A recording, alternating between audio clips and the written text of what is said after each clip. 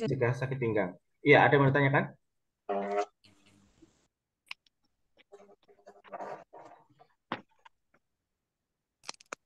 Oke, lanjut ya. Poin penting untuk mencegah sakit pinggang. Yang pertama, memanfaatkan kemampuan pengguna. Memanfaatkan kekuatan pengguna setelah memastikan kondisinya. Oke.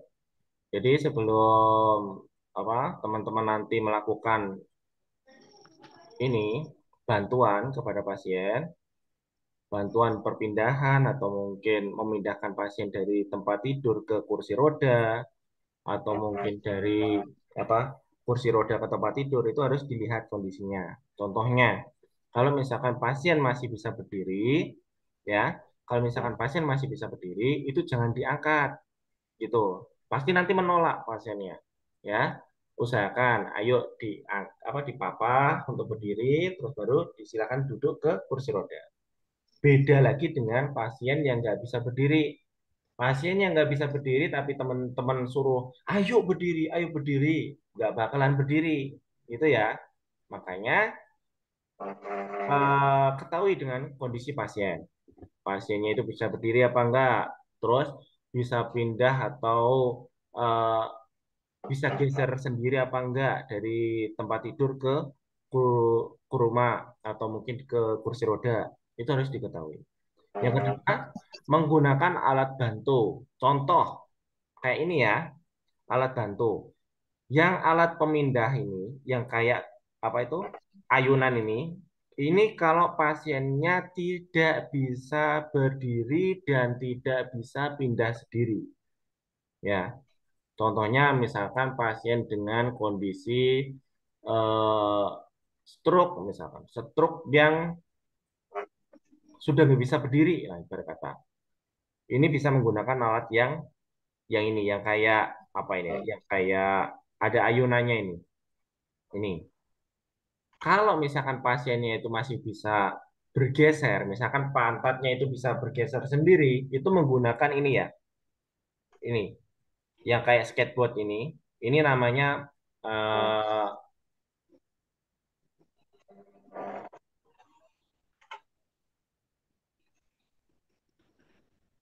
ini digunakan untuk berpindah dari bed ke kursi roda dengan cara menggeser pantatnya pasien. Itu ya, pasiennya bisa bergeser sendiri gitu. Makanya sliding board namanya, sliding board. Gitu. Yang ini ya, yang ini namanya sliding board atau papan bergeser, papan penggeser. Kalau yang ini namanya rifto, rifto, alat pemindah, rifto. Ditulis saja nggak apa-apa, rifto. Ya. Ini sering digunakan di tempat-tempat kerja, baik itu di rumah sakit, di panti asuhan, itu sering dipakai, gitu ya. Itu.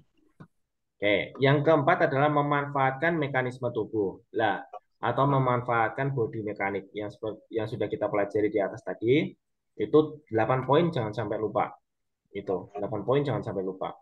Itu harus dipakai biar tidak Biar tidak sakit pinggang. Itu ya. Yang keempat adalah meninjau gaya hidup atau olahraga, gizi dan istirahat yang cukup itu penting. Ini khusus untuk yang ini ya, perawatnya ya. Ini penting sekali. Olahraga, gizi, istirahat itu penting. Contoh kayak saya tadi itu di tahun kedua itu pernah sakit pinggang karena apa?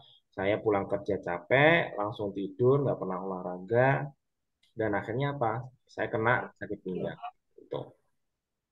Kalau bisa nanti teman-teman jangan sampai seperti saya ya. Nanti takutnya belum nyampe 2 tahun, ternyata suruh pulang gara-gara sakit pinggang. Gitu ya. Terus yang kedua adalah, yang berikutnya adalah manajemen kesehatan mental. Ini penting juga. Soalnya apa? Kalau misalkan kita itu kerja dengan kondisi stres, ya, stres kerjaan, stres karena tekanan pekerjaan, atau mungkin stres karena diteleponin mantan pacarnya, nah itu pasti nanti mempengaruhi kerjanya, gitu ya. Kalau bisa itu dijaga kondisi mentalnya, ya, fisikisnya itu dijaga. Ingat, kalian nanti kalau misalkan kerja di Jepang itu jauh dari keluarga, jauh dari sanak keluarga, jauh dari ayah, ibu, itu dijaga. Ya, dengan cara apa? Yang pertama, yaitu ini, memastikan kecukupan waktu makan dan tidur. Itu yang pertama. Yang kedua, healing. Itu penting, healing. Healing itu penting. Healing itu penting. Mengetahui cara melampiaskan stres yang sesuai dengan diri sendiri. Misalkan teman-teman itu sukanya karaoke, boleh nanti di sana juga banyak tempat karaoke. Kalau misalkan teman-teman nanti sukanya itu pergi ke masjid, itu ada nanti di sana tempat pergi ke masjid, kayak itu. Atau mungkin teman-teman itu suka jalan-jalan. Nah, yang penting jangan menghabiskan uang ya. Ada di sana itu, apalagi di Jepang, itu banyak tempat-tempat buat healing gitu. Kalau saya jujur, saya healingnya cuma di belakang rumah.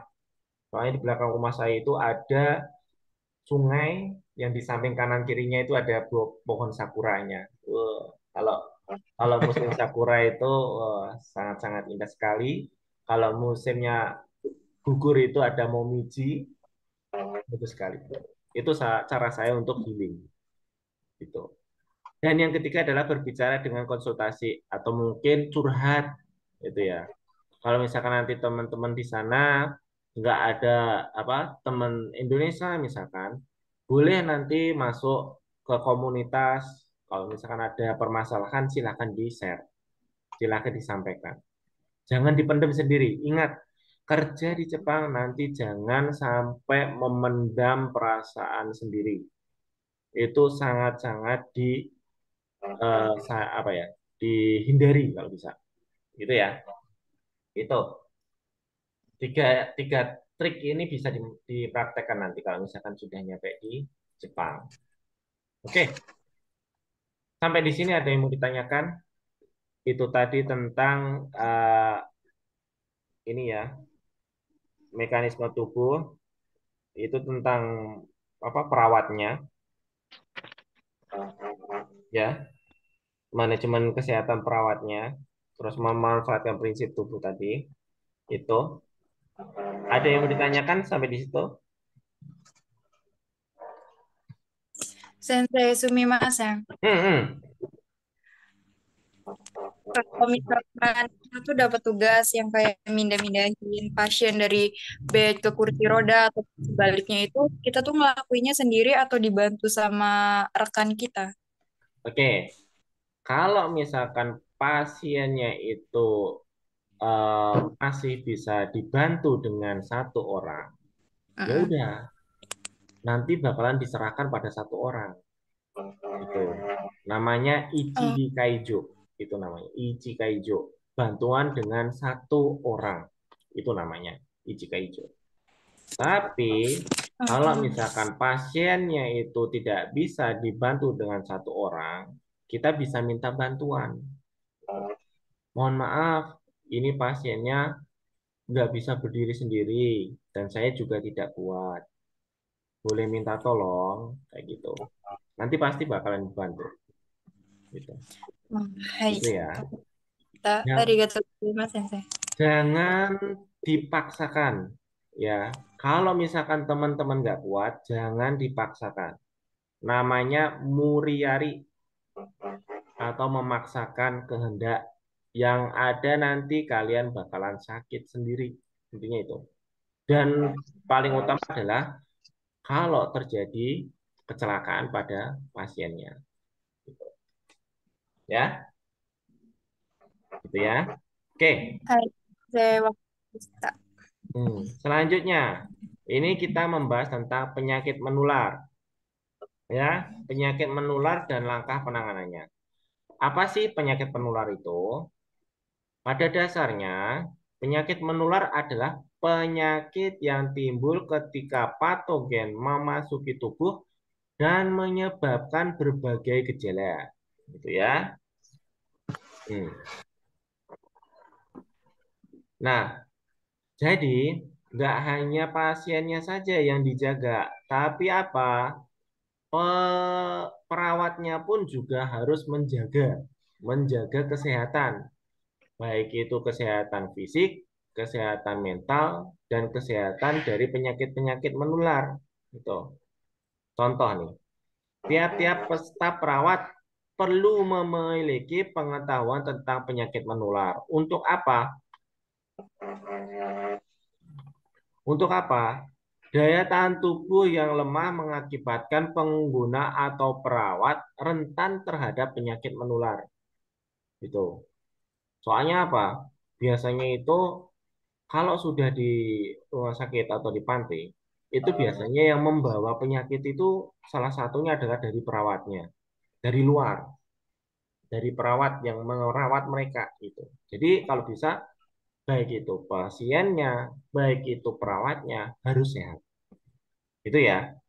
Contoh, waktu kemarin kasus corona itu, kalau perawat itu terdeteksi adanya apa positif corona, itu di sana sudah dikarantina, nggak boleh masuk, nggak boleh kerja, kayak gitu.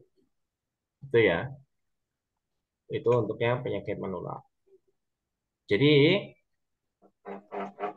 jika pengguna atau perawatnya itu sehat, otomatis penyakit-penyakit menular pun juga nggak akan menghinggapi para perawatnya.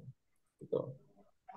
Nah, untuk jenis patogen atau yang menyerang atau yang menjangkit itu antara lain adalah virus, bakteri, jamur, dan parasit. Kalau virus itu udah tahu ya, kayak kemarin itu virus corona, virus apa influenza itu salah satunya. Yang biasanya itu setiap tahun di Jepang itu pasti dilakukan apa vaksin. Biasanya itu adalah vaksin influenza itu. Itu ya. Kalau bakteri teman-teman nanti bisa cari sendiri. Jamur pun juga teman-teman bisa cari sendiri, parasit gitu. Nah, perspektif observasi. Ini nanti kalau untuk apa kayak penyakit-penyakit menular ini nanti mungkin nggak terlalu banyak keluar sih. Teman-teman cukup mengetahui aja kayak apa penyakit menular itu apa, terus jenisnya apa, kayak gitu ya. Terus kayak ini ya, pengguna jika terlihat adanya gejala seperti demam, muntah, diare, sakit perut, terus kayak ruam. Ruam tahu, teman-teman? Kemerahan. Ya, muram kayak kayak kemerah-kemerahan gitu ya. Kayak gatel-gatel kayak gitu. Ruam. Terus kayak air muka pucat kayak gitu. Itu berarti si pasien atau mungkin perawat itu terkena infeksi atau mungkin terjangkit ini tadi penyakit gitu ya. Tanda-tandanya dia harus diobservasi, benar. Harus diobservasi. Yang pertama itu adalah ada demam nggak, ada muntah nggak, ada diare nggak, ada sakit perut apa tidak gitu. Itu ya. Terus yang poin berikutnya adalah ini. Kalau misalkan ada seperti itu, tiga elemen yang harus di ini diingat. Yang pertama adalah menghilangkan sumber infeksi, ya. Sumber infeksi. Sumber infeksinya itu apa? Yaitu tadi kayak virus, bakteri, jamur, atau mungkin kayak apa faktor pencetusnya itu tadi. Itu adalah sumber infeksi. Yang kedua adalah memutuskan jalur infeksi. Contohnya, kalau misalkan virus corona, jalur infeksinya itu dari apa? Penyebaran dari satu orang ke orang lain. Kalau misalkan ada yang terkena satu, yang terkena itu harus dikarantina, diputus gitu. Biar tidak apa? Biar tidak menyebar luas. Seperti itu. Yang ketiga, meningkatkan daya tahan tubuh atau inang atau manusianya atau mungkin pasiennya gitu atau mungkin perawatnya gitu harus ditingkatkan daya tahan tubuh. Tiga poin itu penting. Pertama itu menghilangkan sumber penyakitnya, yang kedua memutuskan jalur infeksinya, yang ketiga itu meningkatkan daya tahan tubuh manusianya. Itu ya. Ini ingat segitiga ini. Kalau perlu ditandai biar nanti kalau pas waktu mempelajari lebih enak. Terus ini prinsipnya, prinsipnya biar tidak terjadi tiga-tiganya ini gimana? Kalau kita sebagai perawat, kita harus ingat tiga hal ini ya. Tidak membawa masuk, tidak membawa keluar, dan tidak menyebarkan. Maksudnya apa? Waktu kita itu datang ke tempat pekerja, kita itu kalau bisa itu harus rapi, harus apa ya? Bebas dari penyakit gitu. Bebas dari penyebab penyakit, sumber infeksi gitu ya. Contohnya gini, udah tahu itu kita kerja di tempat kesehatan. Tapi apa? Baju kita kotor. Terus mungkin baju kita nggak dicuci selama 1 minggu misalkan. Otomatis kan itu membawa masuk kan. Nah itu harus dihindari. Itu yang pertama. Yang kedua adalah tidak membawa keluar. Nah ini juga penting. Misalkan teman-teman itu kan bekerja di tempat orang sakit ya, ibarat kata. Bekerja di tempat orang sakit. Kalau misalkan teman-teman itu terkena apa? Misalkan nya pasien misalkan. Itu kalau bisa itu sebelum keluar dari rumah sakit atau sebelum keluar dari panti itu harus kita bersih gitu ya. Kalau bisa kita bersih. Jadi waktu kita keluar itu kita udah aman gitu, nggak menyebarkan di dunia luar gitu. Itu ya. Yang ketiga, tidak menyebarkan. Contohnya gini, udah tahu kita itu sakit, tapi kita tidak ngomong sama siapa-siapa, gitu ya. Duh, aku sakit flu nih. Tapi karena aku itu biar bisa masuk kerja, aku diem-diem aja nih. Nah, pas waktu kerja, bersin-bersin. Waktu kerja, di depannya pasien, kita bersin. Nah, otomatis kan kita menyebarkan kan. Menyebarkan sumber infeksi. Nah, itu tidak boleh. Oke ya, bisa Hai. dipahami? Hai. Oke, terima kasih. Nah, selanjutnya ini jalur-jalur infeksi. Ya, jalur-jalur infeksi itu ada tiga ya. Infeksi droplet biasanya ini dari batuk ya, dari nah itu droplet. Dari kita batuk, kita bersin gitu. Ya, itu adalah droplet. Dari air ludah kita yang kita semburkan itu droplet. Ya. Terus yang kedua adalah infeksi melalui udara. Contohnya kayak apa? Kayak coronavirus kemarin itu kita diusahakan pakai masker semua, ya kan? Karena udaranya udah tercemar sama virus corona, seperti itu ya. Terus kayak uh, infeksi flu burung itu juga dari ini, dari uh, udara juga bisa. Terus dari TBC itu juga bisa dari udara. Terus yang ketiga adalah infeksi melalui kontak, kontak secara langsung maupun tidak langsung. Kontak secara langsung itu contohnya apa? Waktu kayak virus AIDS, ya teman-teman tahu ya, AIDS, HIV, itu kontak langsung. Contohnya dengan apa? Misalkan terkena darahnya pasien, itu kontak langsung. Terus kayak terkena ini apa cairan eh, misalkan pasien diare ya pasien diare terus kita kontak langsung dengan nya itu nah itu bisa menjadi kontak langsung kalau misalkan kontak tak langsung itu bisa dari gini misalkan pasiennya itu memegang habis megang hidung terus megang gagang pintu misalkan nah habis itu terus kita megang gagang pintu nah itu kontak tidak langsung itu ya jadi infeksi itu jalur infeksinya itu ada tiga, droplet melalui udara atau melalui kontak langsung maupun tidak langsung.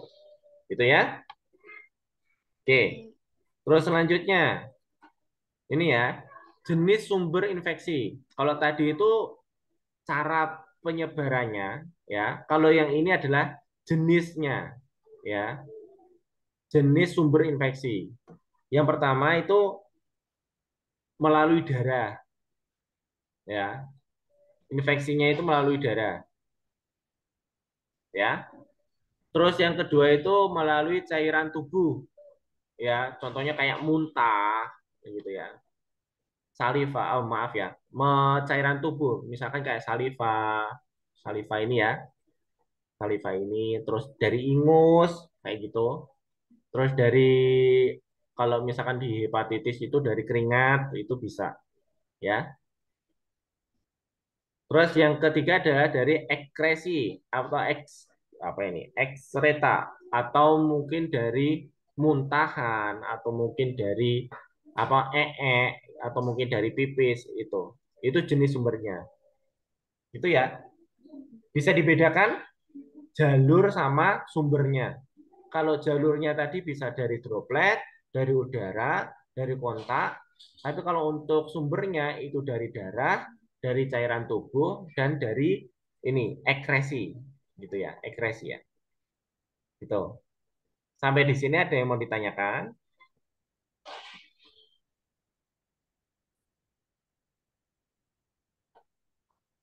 Aman? Aman, Sensei. Aman. Oke, aman ya. Oke, selanjutnya itu cara penanganannya. Nah, ini penting ini. Cara penanganannya itu ada standarnya, yaitu adalah standar precaution, ya, standar precaution atau kewaspadaan standar. Standar precaution ini ingat ya, baik itu ketemu dengan pasien yang mempunyai infeksi atau mungkin pasien yang sehat, kita harus selalu pakai standar precaution ini, ya. Oke ya. Bu, bu, ibu, ibu. Oke ya. Untuk kewaspadaan standar ini, apa? Kewaspadaan terhadap infeksi itu harus baik itu pas ada apa? Maaf ya. Baik itu pasiennya itu ada penyakit ataupun tidak ada penyakit, standar ini harus dipakai. Contohnya ya, contohnya gini. Pas waktu kita itu ketemu dengan pasien, baik itu sehat maupun nggak sehat, kita harus pakai masker, gitu ya. Gitu. Itu yang paling paling dasar, pakai masker. Soalnya kita kan nggak tahu ya, meskipun terlihat dari luar itu pasiennya sehat, tapi ternyata apa? Paru-parunya ada penyakitnya, gitu kan. Jadi kita aman, gitu loh. Jadi kita aman, nggak ada penyebaran dari udara, kayak gitu. Itu yang pertama. Nah, dasar pemikiran dari kewaspadaan standar adalah seluruh darah, cairan tubuh, sekreta, ekskreta, luka, kulit, mukosa, dan lain-lain dari pasien harus diperlakukan sebagai sesuatu yang berisiko infeksi. Maksudnya apa? Ingat, semua yang dari pasien, yang keluar dari pasien, selain satu keringat, tok, selain keringat, semuanya itu dicurigai sebagai sumber infeksi.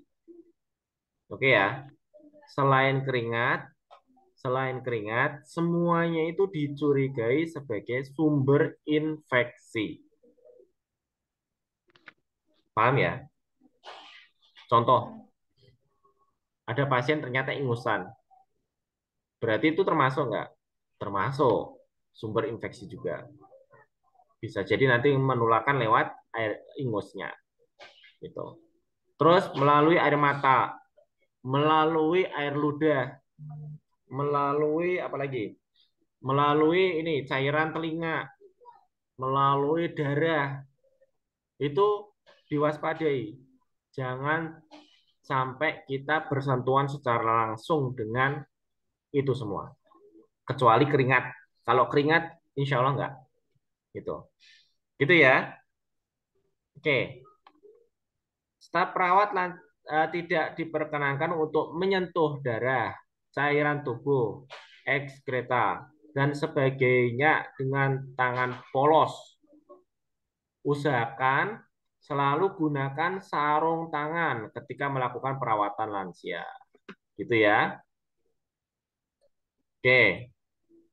Kalau bisa itu sarung tangan, masker, itu kalau bisa itu kita gunakan terus. Itu ya. Oke, selanjutnya.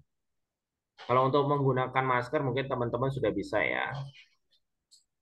Terus untuk cara menggunakan sarung tangan, teman-teman udah bisa belum? Zalfa bisa menggunakan sarung tangan?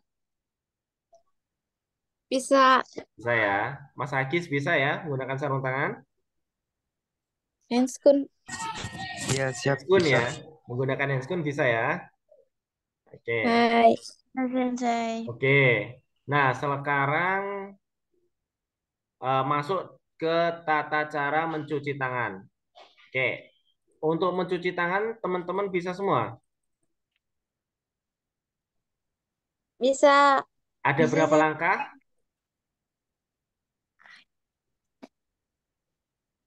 Untuk cuci tangan ada berapa langkah?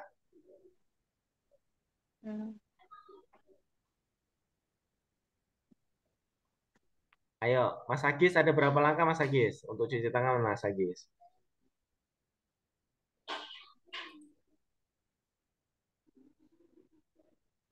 Ini kelihatan loh, udah tak share loh. Ada 1, 2, 3, 4, 5, 6. Ada 6 langkah ya, kalau untuk cuci tangan ya. Oke, yang pertama untuk cuci tangan, lepaskan jam tangan, cincin itu dilepaskan. Yang kedua, gunakan air yang mengalir, membasahi jari-jari dengan air mengalir. Yang ketiga, gunakan sabun cair. Jangan menggunakan sabun batang. Ingat, sabun batang itu juga bisa menjadi media ini ya, media untuk infeksi. Terus untuk langkah yang pertama itu adalah menggosok-gosokkan kedua telapak tangan sampai sabun berbuih. Gosok-gosok. Habis itu terus sela-sela jari ya. Yang pertama adalah apa, yang kedua adalah punggung ya. Habis punggung terus adalah sela-sela jari. Habis sela-sela jari adalah ibu jari, telunjuk jari. Ini. Terus yang ke berikutnya adalah kuku. Hmm. Terus yang berikutnya adalah pergelangan. Itu. Habis itu baru dibilas dengan air. Itu ya. Ada 6 langkah.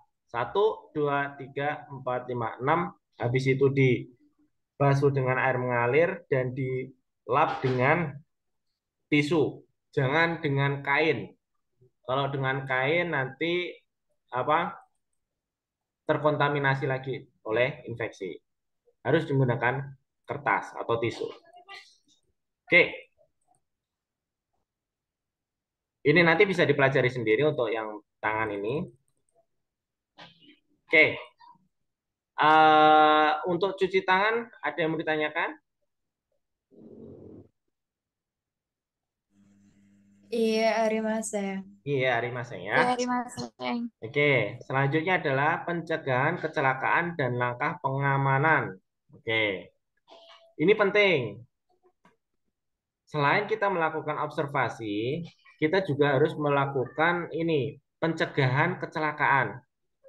Soalnya apa? Kalau tidak kita lakukan pencegahan, takutnya sewaktu-waktu tanpa kita sadari pasiennya itu terjatuh dari tempat tidur misalkan. Pas waktu berdiri jatuh kayak gitu.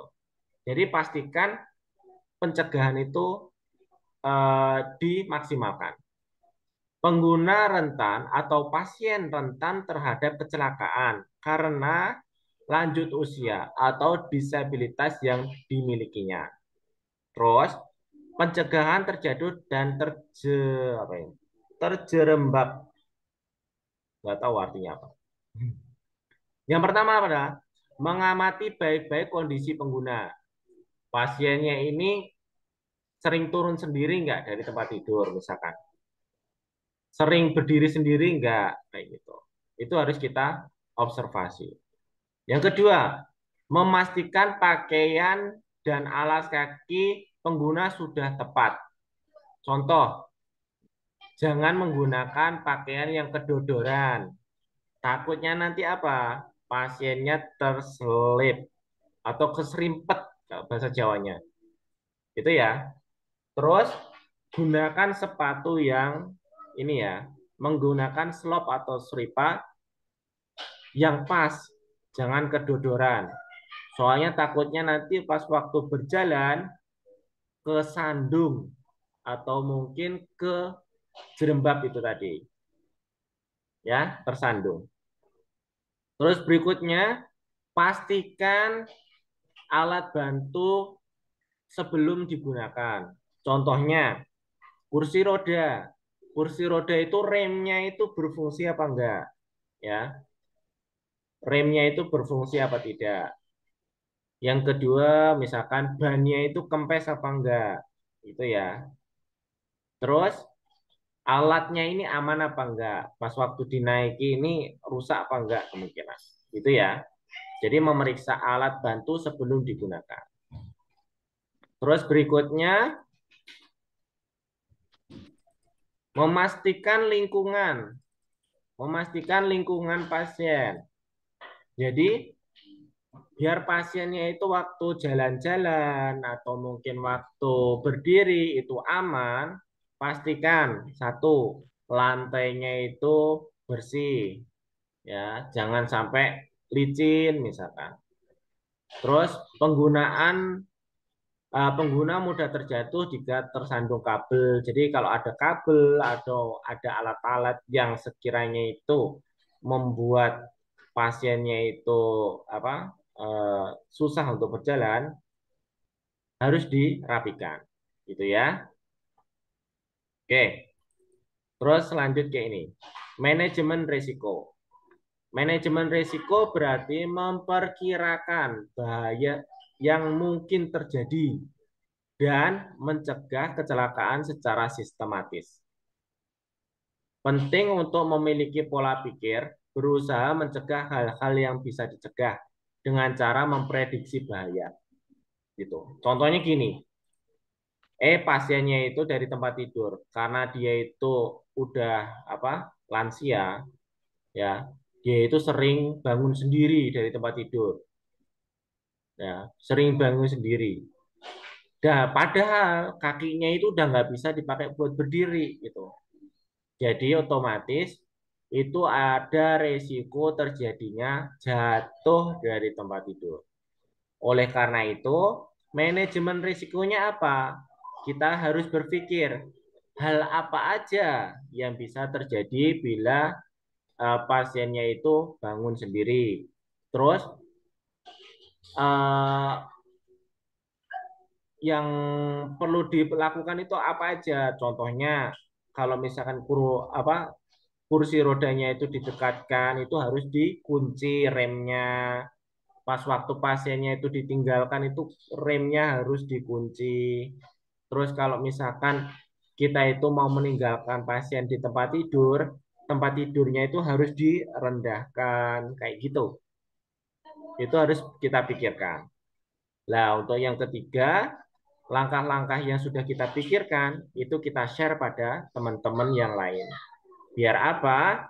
Biar waktu kita bekerja itu sama pemikirannya. Teman-teman itu juga bisa mengawasi gitu. Bukan hanya kita gitu. Tapi juga teman-teman semuanya itu bisa mengawasi. Gitu ya. Itu adalah manajemen risiko. Terus nah, sekarang lanjut ke ini. Langkah mitigasi bencana. Gini ya, teman-teman. Di Jepang itu, di Jepang itu hampir sama kayak di Indonesia. Banyak gempa, banyak tsunami. Ya, ada gempa, ada tsunami. Dan di Jepang itu sangat-sangat menjaga yang namanya itu evakuasi. Gitu ya. Kalau misalkan ada gempa itu kita harus bisa melakukan evakuasi. Gitu ya. Jadi kalau misalkan ada gempa, ada topan, ada kebakaran gitu, pas waktu kita bekerja, kita itu harus bisa melakukan evakuasi. Intinya itu. Namanya langkah mitigasi bencana. Nah, Langkah-langkah ya apa sih yang harus kita siapkan gitu. Yang harus kita siapkan ya alat-alat seperti ini gitu. Mulai dari tas, terus senter, air minum, alat-alat kesehatan, baju, uang kayak gini. Ini semuanya itu nggak hanya waktu kita bekerja, tapi pas waktu teman-teman nanti tinggal di sana pun, kalau bisa alat-alat seperti ini itu disiapkan, gitu ya. Alat-alat seperti ini disiapkan. Contoh nih, ternyata ada gempa dan kita harus evakuasi ini. Jadi pas waktu evakuasi itu kita sudah menyiapkan satu tas yang isinya itu alat-alat ini gitu. Jadi pas waktu kita itu dievakuasi, kita udah nggak bingung lagi gitu. Gitu ya. Terus di Jepang itu juga sering melakukan ini simulasi bencana. Biasanya itu setiap 1 tahun itu 1 kali di semua perusahaan, baik itu perusahaan, di panti, di rumah sakit itu sering melakukan simulasi bencana seperti ini. Nanti kalau teman-teman sudah bekerja di sana, pasti akan ada kayak gini, simulasi bencana. Oke, itu yang terakhir ya. Ya untuk hari ini, mungkin ada yang mau ditanyakan sebelum masuk ke soal. Oke, silakan Zalfa, silakan. Dijawab nomor apa untuk pertanyaan nomor 1.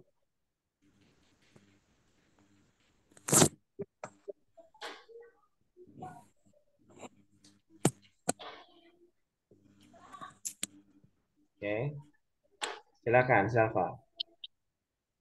Inang merupakan elemen penyakit yang menular melalui A. Benda mati, B. Makanan, C. Mikroorganisme, D. Manusia. Hmm, Apa?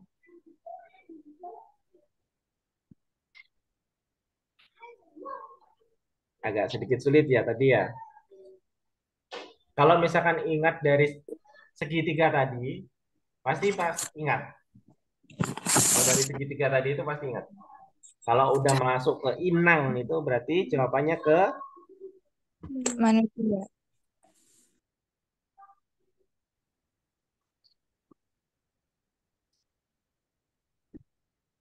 manusia. dari manusia. Ya, Yang lainnya manusia. Oke. dari manusia. Hai. Hai.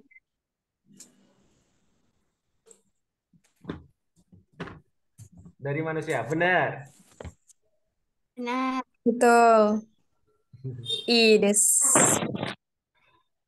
Oke, Manusia dan lain-lain. silakan dibuka lagi nih bukunya nih. Silakan dibuka lagi nih. Yang di bagian 3 tadi ya. Bagian 3 tadi ya, segitiga tadi ya.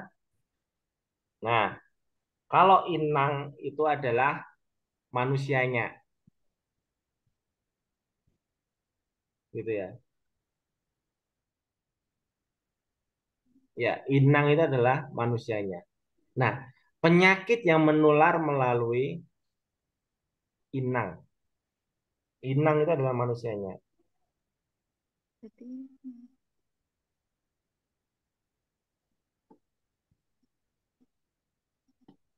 Jadi kalau ibarat kata itu inang itu adalah rumahnya gitu.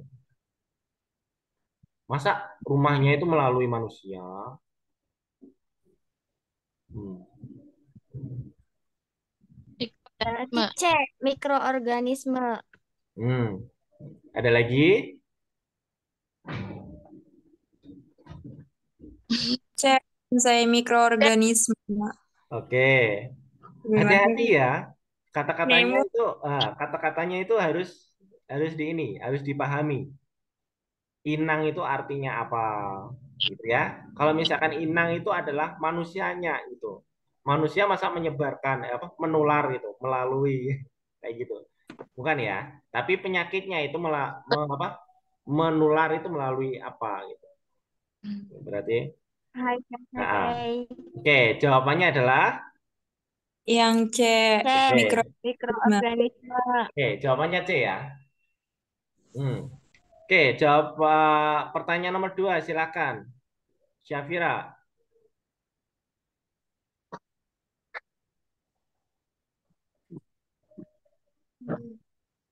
Salah satu cara untuk mencegah lansia agar tidak terjatuh dan terjerembab adalah A. Memeriksa kelainan pada lansia.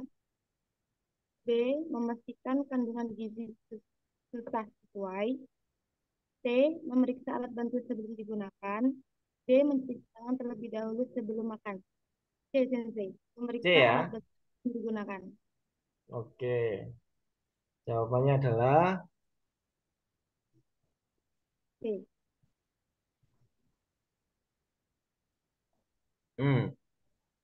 bisa kita lihat lagi di bukunya. Jadi sebelum kita itu apa, biar pasiennya itu tidak terjatuh, ya, salah satunya adalah yang C, memeriksa alat bantu sebelum digunakan, gitu ya. Soalnya kalau untuk pasien itu kan kita udah tahu ya, oh ya pasiennya itu ternyata nggak bisa jalan, nggak mungkin kan kita terus suruh berdiri gitu. Kita bisa melihat dari mata. Ya, yang benar adalah yang C, memeriksa alat bantu sebelum digunakan. Oke, selanjutnya silakan Teto Rika, silakan nomor 3. Hai Sensei.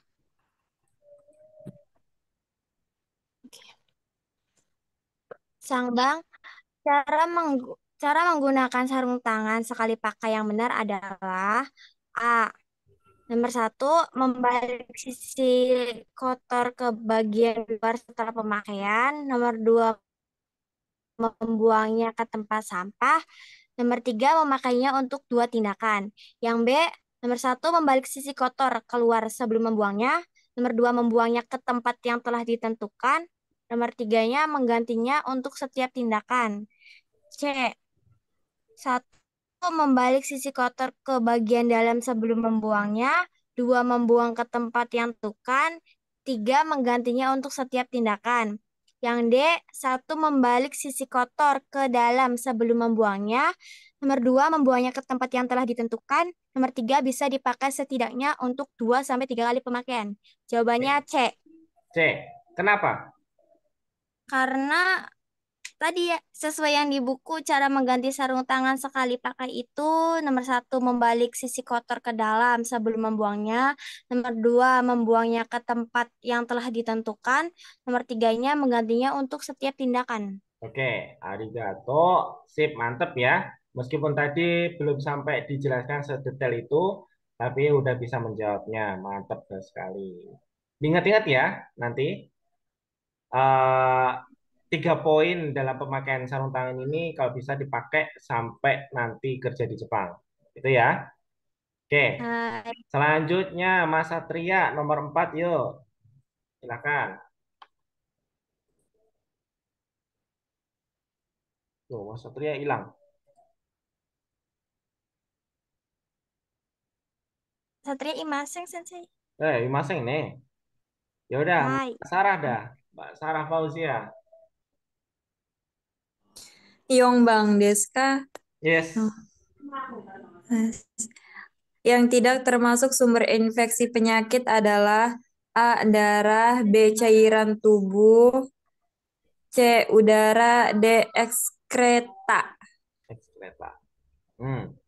Bedakan jalur sama sumber. Silakan.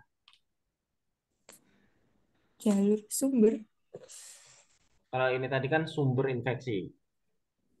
Oke, silakan lakukan apa, ketik di chat ya. Teman-teman Oke. yang lain biar bisa jawab juga. Silakan. Dah.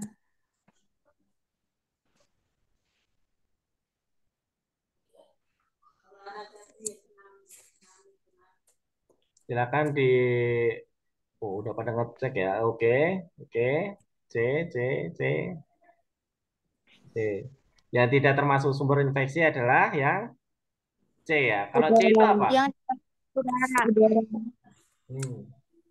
Kalau C itu berarti apa?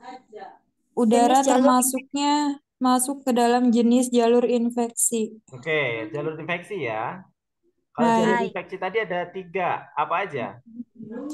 Ya, infeksi droplet yang Hmm, melalui Udah. batuk, air liur, terus hmm, infeksi udara, hmm. terus infeksi kontak. Oke. Secara langsung dan tidak langsung. Mm-mm. Kalau untuk jalurnya itu ada droplet dari udara sama kontak ya. Kalau untuk yang dari sumbernya itu ada tiga itu tadi, darah, cairan tubuh, sama ekskreta. Arigato. Oke, selanjutnya nomor 5. Siapa yang tadi yang belum? Mbak Rika udah tadi? Sudah, Sensei. Udah. Zalfa. Zalfa, silakan. Sudah. Uji nomor Udah satu, ya? Zal. Oh, ini sorry. Syafira udah ya. Agis. Oh ya, Agis abis. Agis, Agis. Agis belum nih. Agis masih belum ini, belum connect sinyalnya. Belum, kuotanya habis, Sensei, Ya katanya. Allah. Ya udah nggak apa-apa sih. Oke, balik lagi ke Rika coba. Lubang. Salah satu penyakit yang ditimbulkan dari infeksi droplet adalah... Hmm. Bentar, Sensei. Oke, jawabannya silahkan diketik. Satu, dua, tiga. Bentar, Sensei. Droplet batu kayak Hmm. tebar. Oh, masih nyari toh jawabannya. Sensei. Belum Oke, ketemu. silakan diketik di chat ya. Dalam hitungan ketiga silakan di ini. Satu, dua, tiga. Oke. Oke, mantap ya. A, A, A. Influenza ya. Oke. Kalau untuk yang tuberkulosis, TBC itu lewatnya apa? Lewat hmm, udara tah. Kapan Tadi, tah? yang jawaban di atasnya tadi apa? Influenza. Influenza. Hmm. Influenza. Influenza tadi lewat, enggak. Yang jawaban nomor 4 tadi, kalau untuk TBC itu lewat apa? Lewat udara. Yes. Kalau untuk TBC lewatnya udara ya. Jangan sampai lupa. Hai. Oke. Campak lewat apa? Kontak langsung. Bisa ya. Kontak langsung ya. Campak itu bisa lewat kontak langsung. Terus norovirus. Kalau norovirus pernah tahu nggak? Pernah dengar nggak? Belum pernah, Sensei. Belum ya. Nanti kalau teman-teman di Jepang itu kalau norovirus itu sering nanti bakalan dengar kata-kata norovirus kayak gitu. Oke, Hai. nanti aja dipelajari nanti lain hari aja. Oke, selanjutnya nomor 6. Silakan nomor 6, Mbak siapa nih? Mbak Salva lagi, silakan.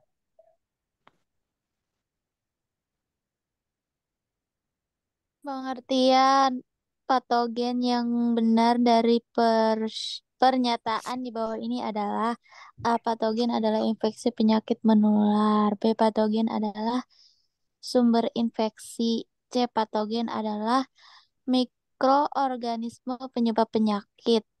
D. Patogen adalah sumber penyakit. Hmm, ayo, kalau ini apa? Patogen. Kembali lagi pada segitiga tadi. Ayo, silakan diklik, apa diketik, diketik, habis diketik, terus di share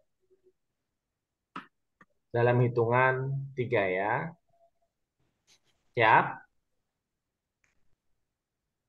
Satu, dua, tiga.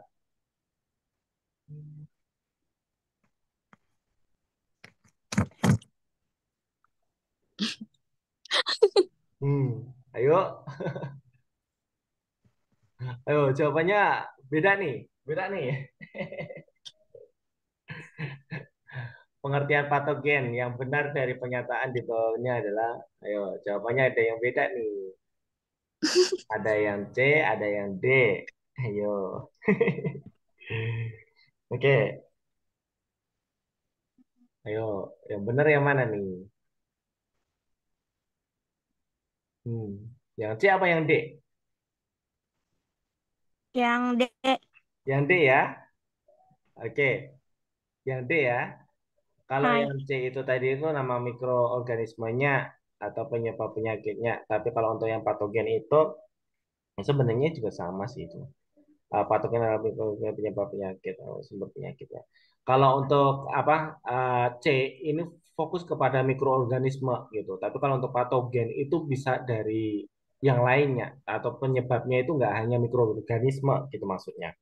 Ya, contohnya apa? Kalau mikroorganisme itu kayak apa sejenis hidup gitu. Tapi kalau untuk yang penyebab penyakit itu kan ada virus, bakteri, jamur, parasit kayak gitu ya. Jadi, Hmm, mm-mm.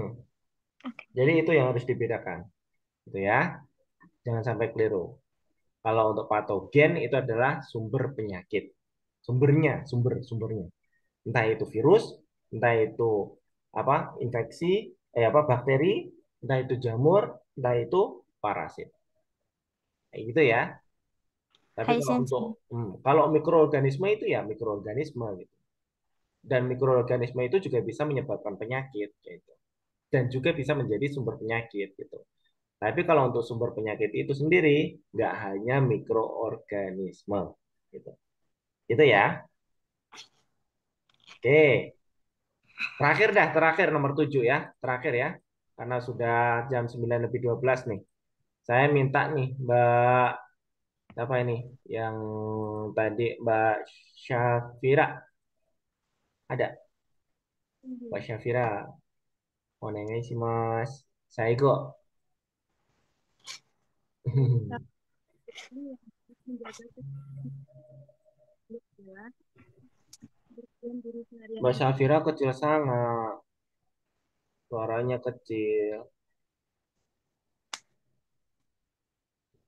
satu kegiatan yang dapat menjaga kesehatan mental fisikal lansia adalah A.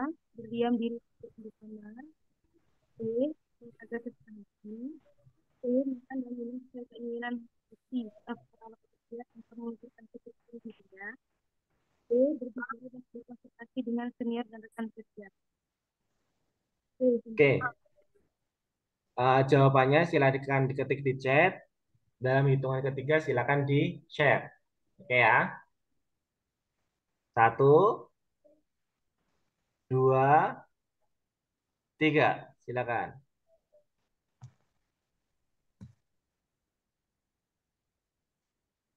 Wih, mantap, wih. Mantap, mantap, mantap, mantap, mantap. Oke ya. Jadi jawabannya adalah yang D. Sepakat ya ini ya, semuanya ya. Hmm. Oke. Kalau misalkan ada sesuatu silakan disampaikan, konsultasi, gitu ya. Tadi itu ada 3 ya. Yang pertama apa? Menjaga Memastikan makan kecukupan dan waktu istirahat. makan Mm-mm. tidur. Yang kedua, Healing. healing. Healing ya. Yang ketiga, Curhat. Berbicara curhat. jangan Oke. dipendam sendiri. Jangan dipendam sendiri gitu ya.